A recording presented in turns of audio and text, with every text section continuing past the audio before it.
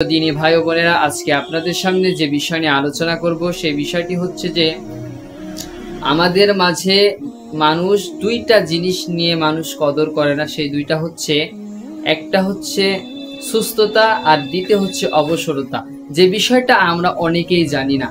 সম্মানিত দিনী ভাই ও বোনেরা, আপনি ভাবুন একবার, যদি আপনি যখন সুস্থতা থাকছেন, যখন আপনি অসুস্থ হয়ে যাচ্ছেন, তখন আপনি ভাবছেন যে আমি সুস্থতা থেকেছি, তখন আমার মনে হয় জীবনটা অনেক ভালো ছিল। যখন আপনি রাত্রিতে ঘুম থেকে উঠে আপনি যখন সকালে যখন আপনি হাঁটতে যাবেন, তখন আপনার পা দ্বারা আপনাকে হাঁটতে হবে। যখন আপনি ঘুম থেকে উঠে কোনো কাজ করতে যাবেন, তখন আপনাকে সে হাত দ্বারা কোনো কাজ করতে হবে। কোনো কিছু যদি দেখতে চান, তাহলে আপনার চোখ দ্বারা দেখতে হবে।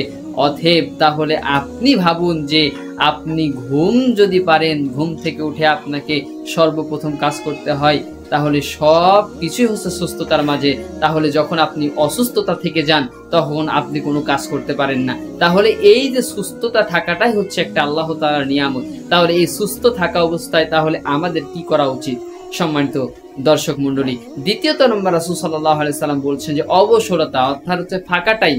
এই ফাঁকা টাইমটা আপনি কত গল্পগুজব করেন, ফাঁকা টাইমে আপনি সিনেমা দেখেন, আপনি মোবাইল টিপেন, সমস্ত কাজই হচ্ছে এই অবসর টাইমে করেন।